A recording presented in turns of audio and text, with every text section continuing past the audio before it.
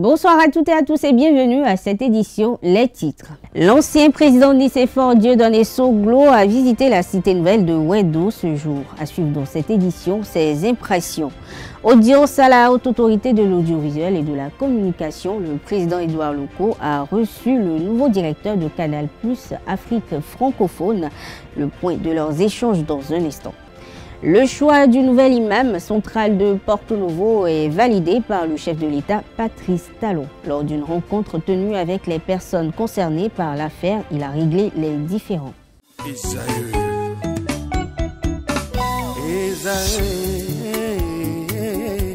Vous recherchez une école de référence pour une double formation universitaire et professionnelle de qualité? Voici l'opportunité à ne pas rater. L'École supérieure d'administration, d'économie, de journalisme et des métiers de l'audiovisuel ESAE vous offre des programmes d'enseignement en licence et en master orientés vers l'emploi qui font d'elle une référence à travers les filières de l'administration générale et territoriale, l'administration du travail et de la sécurité sociale, droit, diplomatie et relations internationales, administration hospitalière, universitaire et intendance, journalisme et métiers de l'audiovisuel et toutes les filières des sciences de gestion. Une seule adresse, www.esae.bj. Rendez-vous dès maintenant sur nos campus ESAE Bedjromende au numéro 90 93 65 21 ou au numéro 98 98 14 00. Paracourt sur le numéro 52 46 12 12. Aboumé Kalavi au numéro 52 88 44 44. Akpakpa au numéro 52 88 33 33. ESAE, l'excellence a un nom.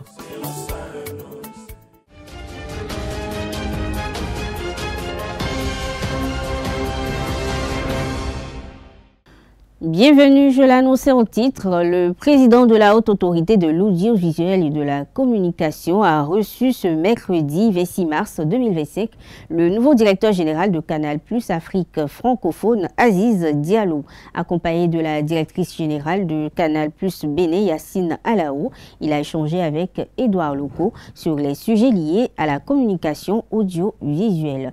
L'entretien a permis au DG Canal+ Afrique francophone de présenter ses civilités au président Édouard Loko et de recueillir des conseils d'usage afin d'offrir un service de qualité aux consommateurs béninois de produits de Canal+.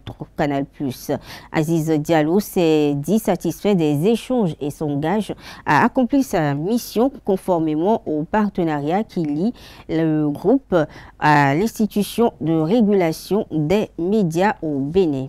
L'ancien président du Bénin, Nicéphore Dieudonné Soglo, a procédé à la visite de la cité nouvelle de Ouedo ce 26 mars 2025.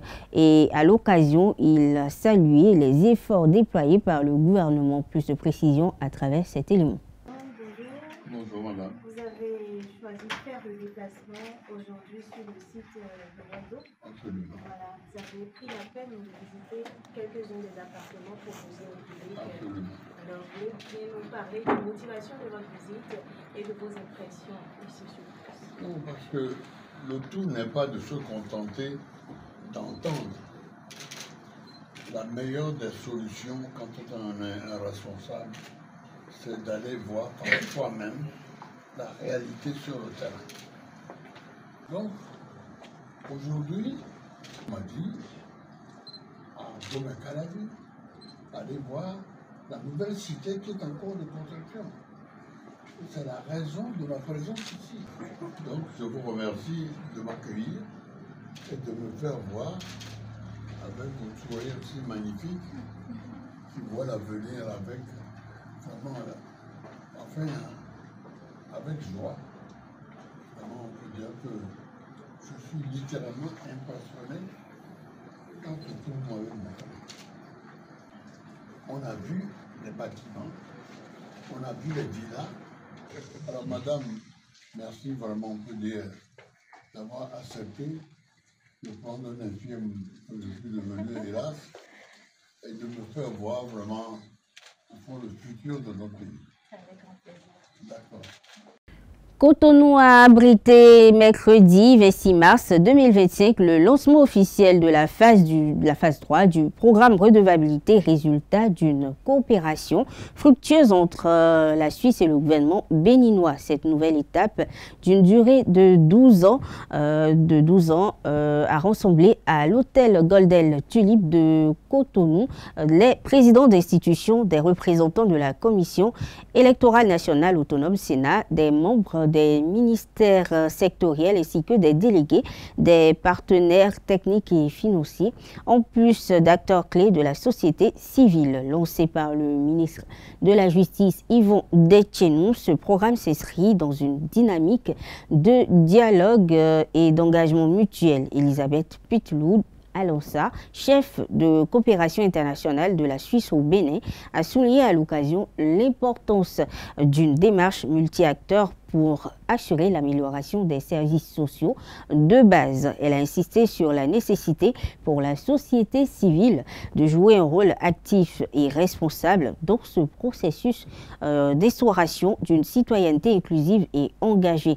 Dans son allocution d'ouverture, le ministre de la Justice, garde des Sceaux, Yvon Detchenou, a réaffirmé que le programme redevabilité sera un vecteur de jouissance intégrale des droits sociaux, économiques et politiques des citoyens. Il a appelé à un engagement collectif de la part de tous les participants pour assurer l'efficacité de cette initiative. Pour conclure cette cérémonie, le ministre a installé officiellement les membres du comité d'orientation stratégique dont il assurera la présidence pour conduire la phase 3 du programme vers un avenir prometteur. Il faut noter qu'avec un budget d'environ 6,4 milliards alloués à la coopération par la coopération suisse, les perspectives envisagées incluent l'évaluation de la qualité des services publics et la mise en œuvre effective d'une stratégie nationale de redevabilité. On parle à présent de la désignation du nouvel imam central de Porto Novo. Les différents protagonistes ont rencontré le chef de l'État, Patrice Talon, ce mardi au palais de la Marina.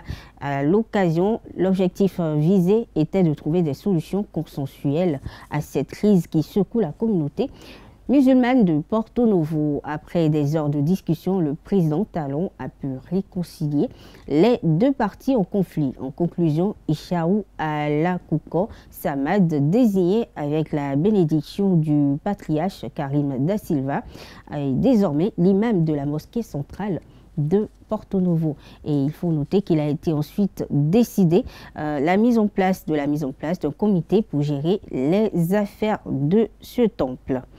Une opération de distribution gratuite du numéro personnel d'identification est en cours à Cotonou. Les autorités responsables des affaires sociales et de l'état civil au Bénin ont en effet lancé cette initiative lundi dernier et elle se poursuit jusqu'au vendredi 28 mars 2025. L'opération a lieu à Akpakpa, Wologede, Fidjrosset, à Agla et englobe presque l'ensemble de la ville de Cotonou. L'objectif est de garantir un accès optimal aux services de base à la population cotonoise, a précisé dans un communiqué le directeur départemental des affaires sociales et de la microfinance du littoral, Noah Agbafa Badonou. On parle à présent du Bénin qui prendra part à la 9e réunion des États membres de la Convention Médicrime du 31 mars au 4 avril prochain à Strasbourg, en France. Les membres du gouvernement l'ont notifié dans la séquence rencontres et manifestations nationales et internationales du Conseil des ministres tenu hier mercredi. Pour rappel, la Convention Médicrime est une convention du Conseil de l'Europe sur la contrefaçon des produits médicaux et des infractions similaires menaçant la santé publique. Page noire dans cette édition, 27 mars 2021, 27 mars 2025. 4 ans déjà que quittait ce monde Christophe Atrokpo, dit Da Miyagondi, feu père de Monsieur Luc Setonji Atrokpo, maire de Cotonou. En ce jour, la famille et les proches du défunt remercient tous ceux qui, par marque de sympathie, d'affection, leur ont témoigné du soutien et les invitent à s'unir d'intention de prière pour le repos de l'âme de défunt. Décédé dans la soirée du vendredi 14 mars dernier, l'auxiliaire de pharmacie Brigitte Sondline Zomarou, épouse d'Istelle Amoussou, a été conduite à sa dernière demeure dans l'après-midi de ce jeudi 27 mars. Au terme de la messe d'enterrement qui a eu lieu à l'église catholique Marie Auxiliatrice de Ménonté, elle repose désormais au cimetière de Vassero à Ouida. Le film avec Conté Amoussou, Nasserine Fatoumbi.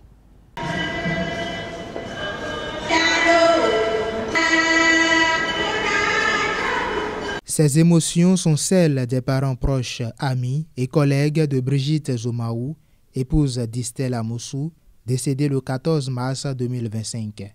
Nous allons proposer cette célébration, prier pour joindre les Brigitte de santé, pour que le Seigneur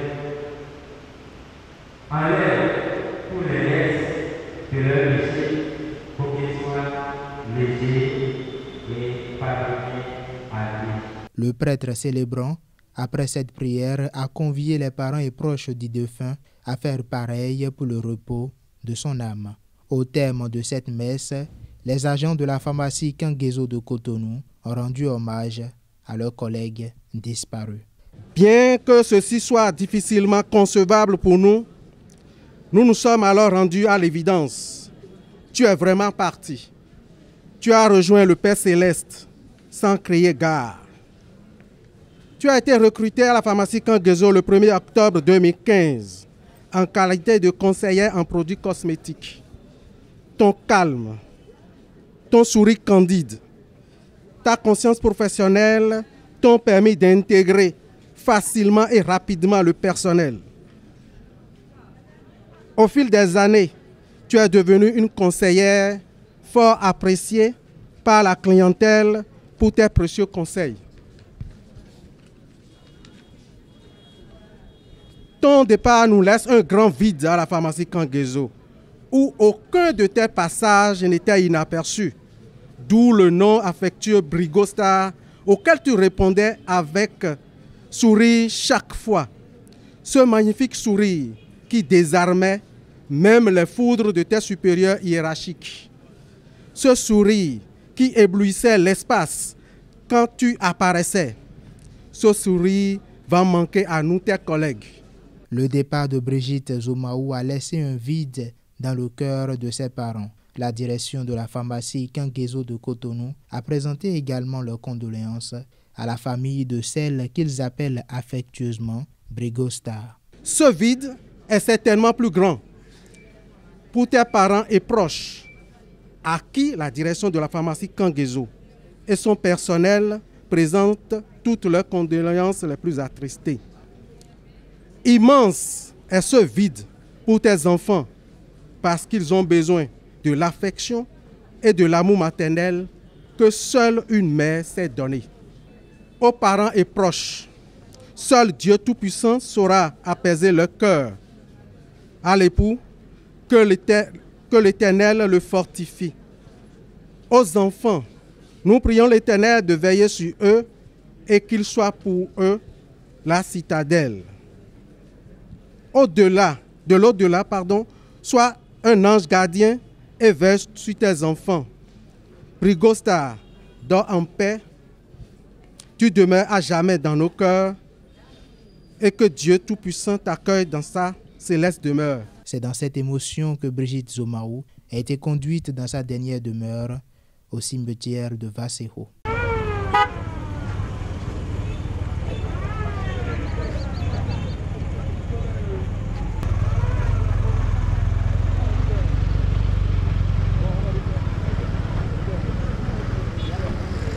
Actualité hors de nos frontières, à présent en Guinée, les autorités ont publié mercredi 26 mars au soir un décret annonçant la prise en charge des frais d'indemnisation des victimes du massacre du 28 septembre 2009, un geste qui intervient 8 mois après la condamnation historique pour crime contre l'humanité de Moussa Dadis Camara et d'anciens responsables de la junte. À ce jour, les 400 parties civiles attendent toujours réparation. Cette décision vise à appliquer les réparations ordonnées par la justice qui prévoit des compensations allant de 200 millions à 1,5 milliard de francs guinéens selon des cas. Cependant, aucune précision n'a été donnée sur le montant des indemnisations ni sur la date de leur versement. En France, le parquet financier a requis ce jeudi 27 mars à l'encontre de Nicolas Sarkozy une peine de 7 ans de prison et de 300 000 € d'amende ainsi que 5 ans d'inéligibilité des réquisitions que l'ancien président de la République a recueilli, le visage pétrifié. Dans un communiqué posté sur son compte X, l'ancien chef d'État français dénonce la fausseté et la violence des accusations et l'outrance de la peine réclamée. Concernant ses anciens ministres et hommes de main, Claude Guéant et Brice Hortefeux, l'accusation a demandé des peines respectivement de 6 et 3 ans de prison assorties d'amende, estimant qu'il l'avait aidé à nouer un pacte de corruption avec le dictateur libyen Mouammar Kadhafi pour qu'il finance sa campagne présidentielle de 2007. Actualité sportive dans cette édition au terme de la rencontre opposant les Loto Boys à l'équipe de Banigansé en déplacement sur Grand Popo. Le score est resté étriqué, 1-0 pour les Verts qui difficilement ont trouvé le champ des filets à la 78e minute. Des premiers mots livrés par le coach de Banigansé, aucune victoire n'est une surprise. Du côté de Loto Popo, le coach a reconnu la force de son adversaire. Tous ceux ont promis plus de ferveur lors de leur prochaine sortie. De retour du stade Omnisport de Grand Popo, Romaric Djessougou-Benou nous fait le point de la rencontre. « 96 minutes de jeu cumulé avec les temps additionnels pour un but à l'arrivée. C'est la conclusion des efforts fournis par Loto Popo et Banigansé ce mercredi 26 mars 2025, lors de la 23e journée de la Ligue Pro. D'abord 0 but partout lors de la première manche disputée.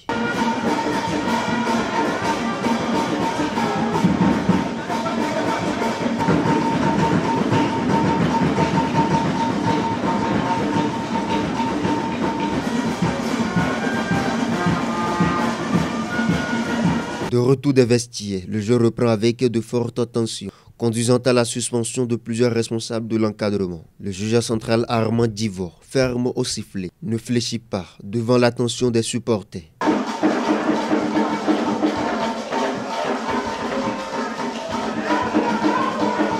« 78e minute, le filet bouge grâce à une combinaison qui va redonner de l'énergie aux deux adversaires.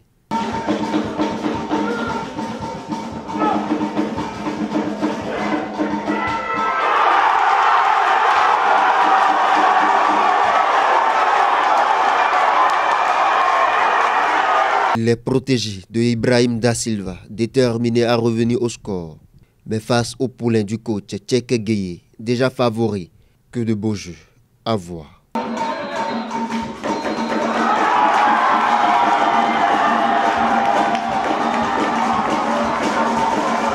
C'est la fin. Le plus important pour nous, c'est de tirer au fait enseignement de tout ce qui s'est passé là ce soir et de pouvoir en fait bien rebondir.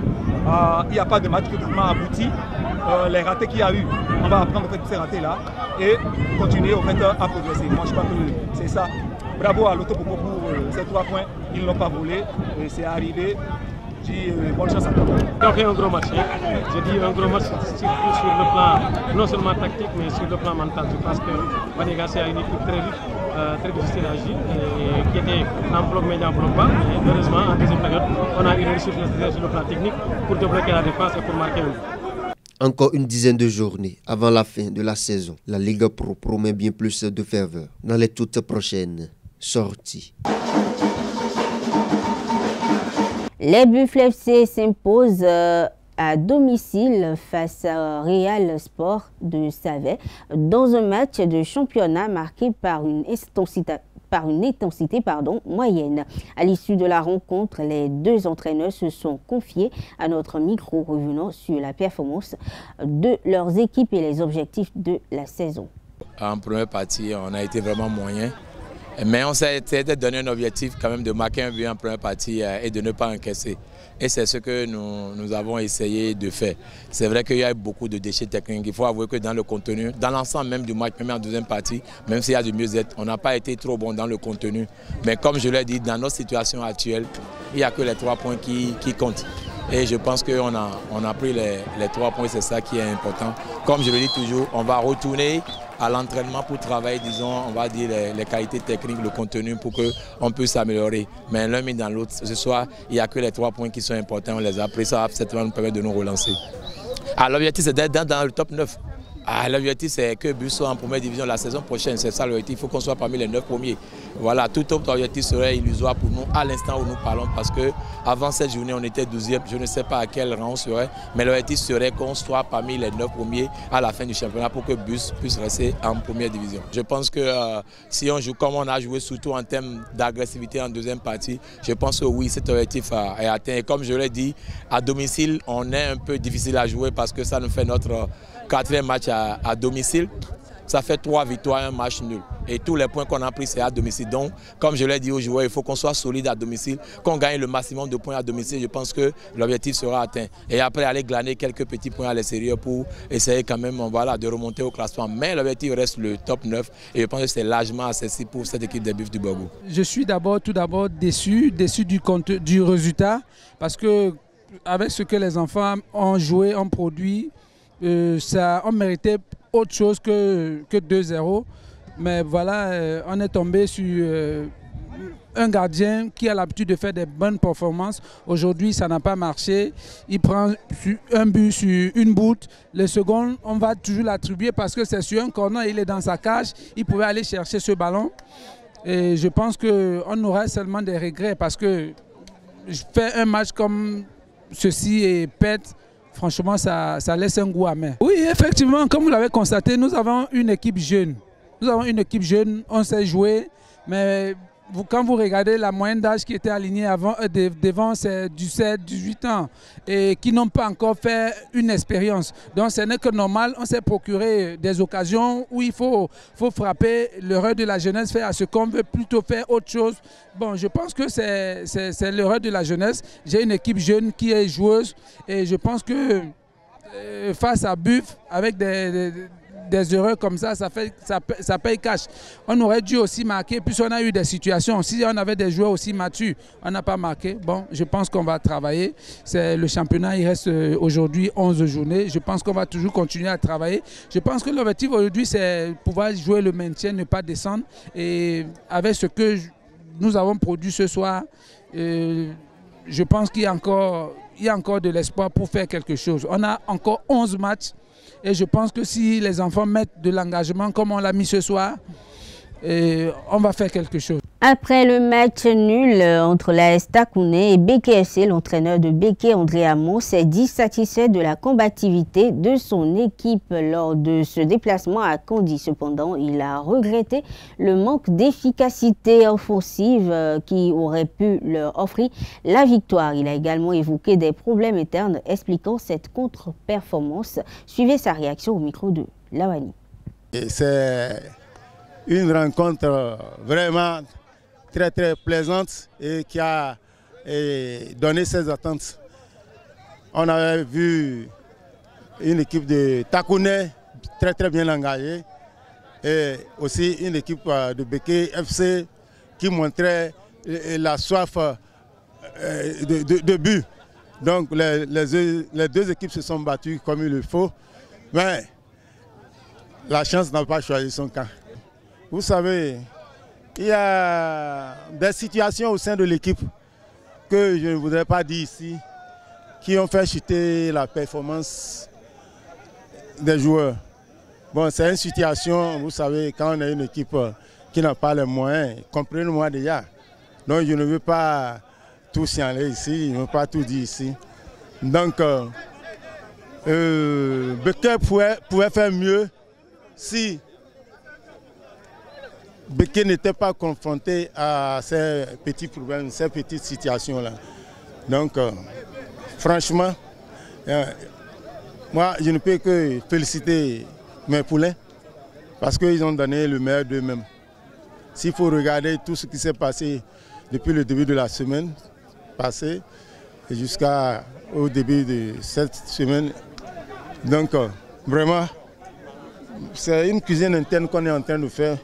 Mais on prie Dieu que les moyens arrivent pour que l'équipe puisse bien prendre son envol. Audio FC et Panther FC se sont affrontés ce mercredi 26 mars 2025 lors de la 23e journée de la Ligue Pro sur le stade Omnisport de Djougou. Les hommes... C'est un match vraiment, c'est la déception totale. Je suis tellement déçu. Et c'est un match qu'on menait. Déjà, on pouvait garder le score. Donc si aujourd'hui, le score a totalement changé en faveur de l'équipe adverse, vraiment c'est une désolation totale. Je suis tellement désolé. Et bon, tout ça là, on remet, c'est le football. On peut perdre à domicile ou on peut gagner. On a gagné des matchs aussi à l'extérieur. Effectivement, on pouvait gagner le match. Si vous voyez, vous êtes témoin de ce que la population, les supporters refusent à ce que l'arbitre sorte. Qu'est-ce qu'il y a à la base de cela? Leur égalisation, c'est un ballon que le joueur a pris par le bras. Les défenseurs ont soulevé la main, il refuse, il est parti égaliser. Second but, c'est un hors-jeu clair. On a vu 3 personnes qui étaient devant, donc ils ont égalisé par la complicité de l'arbitrage. Donc tous les 2 buts, c'est l'arbitrage. Tous les 2 buts, c'est l'arbitrage. Donc on ne peut rien. Je pense que de l'autre côté, nous sommes venus pour une revanche. Parce qu'on a perdu à domicile contre cette équipe-là, dans des conditions bizarres. Et cet après-midi, on devait prendre notre revanche sur ce match retour, sur le terrain des Panthères ici. Bon, Dieu merci. Les jeunes se sont bien défoncés. Et j'ai dit encore, c'est la détermination, l'esprit de revanche qui nous a habité et qui nous a fait gagner. Parce qu'on a vu que dans notre animation offensive, le couloir gauche était très fatigué. On a procédé à son remplacement. Nous avons renforcé un peu le basson offensif en sa phase de avançante et qui nous a permis de fixer les 3 centraux de l'équipe des Panthères et après pour flancher 2 buts derrière nous. On parle à présent des récapitulatifs des résultats du match de la 23e journée du championnat Celtis Ligue Pro saison 2024-2025. BOA FC contre Dynamo FC, résultat 1-0. Buffle FC contre Real Sport, 2-0. Dadia FC contre Dynamo, 1-0. Dynamo FC contre Espoir de Savalou, match nul, 0 but partout. Dynamo d'Abomey contre Abeille FC, 3-1. L'Autopopo Banigansé, 1-0. Panther FC.